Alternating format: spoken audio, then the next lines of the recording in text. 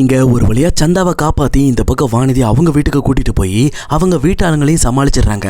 ஆனா இன்னொரு பக்கம் இங்க நம்ம சேரனோட வீட்டுக்கு ஒரு பெரிய பிரச்சனை வரப்போகுது. ஏன்னா சந்தாவோட முறமாமலும் அவங்க சொந்தக்காரங்களும் சேர்ந்து டைரக்டா நம்ம இங்க அனீஸ் வேலை செய்யற அந்த இடத்துக்கே போயிட்டு இங்க நம்ம அனீஸை பத்தி விசாரிக்க ஆரம்பிக்கிறாங்க. அதுலயும் குறிப்பா அனீஸுக்கு யார் க்ளோஸா இருப்பாங்க அப்படின்ற விஷயத்தையும் தெரிஞ்சுக்கிறாங்க. அதை தெரிஞ்சுக்கிட்டு சேரன் தான் அப்படிங்கிற விஷயத்தையும் அவங்க புரிஞ்சுக்கிட்டு சேரனோட அட்ரஸை வாங்கிக்கிறாங்க. வாங்கிட்டு நம்ம இன்னைக்கே பார்க்க போக வேண்டாம், ஒரு நாள் கழிச்சு அந்த அட்ரஸ்க்கு போவோம். ஏன்னா நம்ம உடனே எல்லா விஷயத்தையும் பண்ணிக்கிட்டு இருந்தோம் அப்படின்னா கண்டிப்பா அவங்க சந்தாவை நம்ம கிட்ட இருந்து பிரிச்சிருவாங்க. அதுவும் இல்லாம இந்த அனீஸ் தான் வாண்டடா சந்தாவை எனக்கு கல்யாணம் பண்ணி கொடுக்க கூடாதுன்னு சொல்லி நினைக்கிறான். அதை நம்ம எப்படியாவது தடுக்கணும். ஒரு நாள் நம்ம கழிச்சு போனோம் அப்படின்னா நம்ம ஊருக்கு போயிட்டதான் நினைச்சு அவங்க பட்ல அவங்க வேலையை செய்ய ஆரம்பிச்சிருவாங்க. அதே நேரம் சந்தாவும் அனீஸும் ஈஸியா கிடைக்க வாய்ப்பு இருக்கு அப்படின்ற மாதிரி இவர் ஒரு பக்கம் பேசிட்டு இருக்காரு. இதை கேட்டுட்டு அந்த ஆளுங்களும் சேர்ந்து சரிண்ணா நீ சொன்ன மாதிரி நம்ம இங்க ஒரு லார்ஜ் எடுத்து தங்கிடுவோம், நம்ம நாளைக்கு போய் பார்ப்போம் அந்த அட்ரஸ்க்கு அப்படின்னு சொல்லிட்டு அவங்க ஒரு பக்கம் ஒரு இடத்துல செட்டில் ஆயிடுறாங்க. ஆனா இன்னொரு பக்கம் சேரன் வீட்டுக்கு போயிட்டு இந்த மாதிரி சந்தா நல்லா சேஃபா தான் இருக்காங்க அப்படின்ற விஷயத்தையும் தெரிஞ்சுக்கிறாங்க.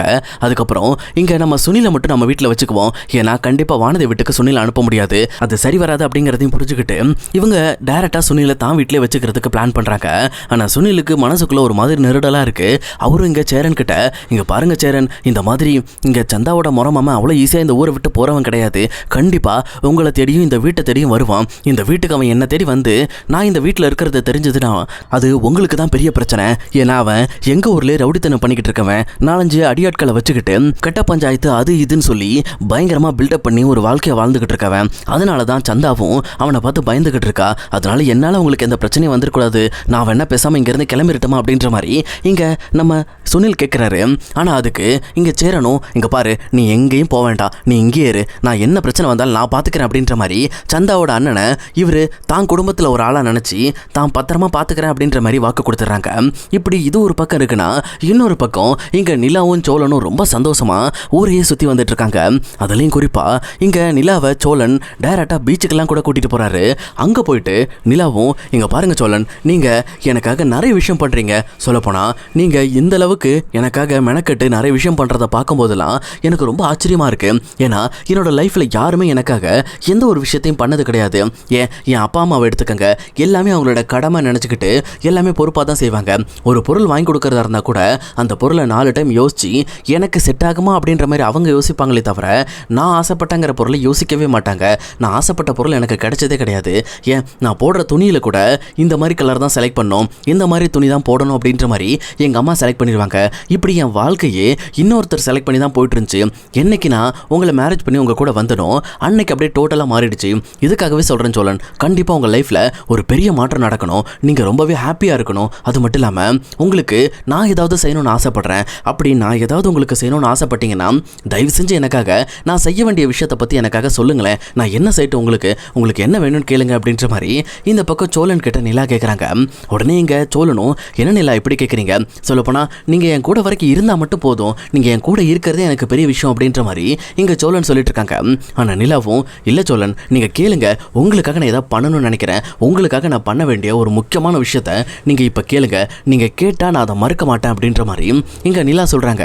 அப்போ சோழனோட மனசுக்குள்ள ஒரு ஆசை வருது, பேசாமல் நிலா நம்ம கூட கடைசி வரைக்கும் நம்ம மனைவியாகவே இருக்கணும், அதுதான் நமக்கு வேணும் அப்படின்ற மாதிரி இங்கே சோழன் யோசிக்கிறாரு. யோசிச்சுக்கிட்டு அவர் மனசில் பட்ட விஷயத்த நிலா இப்போ நான் உங்ககிட்ட இந்த விஷயத்த கேட்பேன், ஆனால் இதனால நீங்கள் என் மேலே கோபப்படக்கூடாது அப்படின்ற மாதிரி தயங்குறாங்க.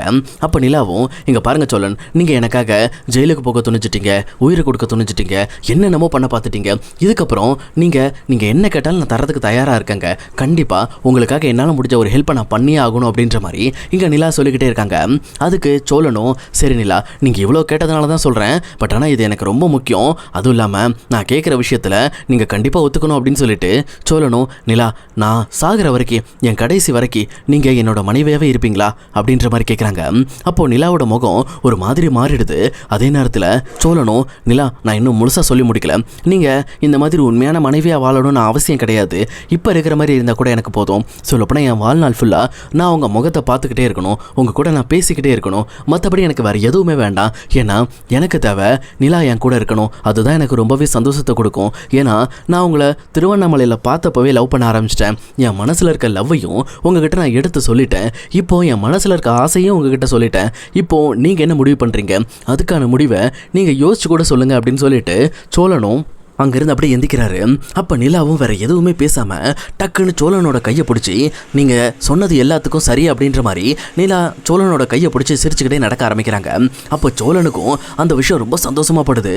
சொல்லப்போனால் நிலா இந்த மாதிரி நான் சொன்ன விஷயத்துக்கு ஏற்றுக்கிட்டாங்க, அப்போ அவங்க என்னோட மனைவியை வாழ்றதுக்கு தயாராகிட்டாங்க அப்படின்ற மாதிரி சோழன் ரொம்ப சந்தோஷத்தோட அங்கேருந்து 2 பேரும் டைரக்டாக வீட்டை பார்த்து கிளம்புறாங்க.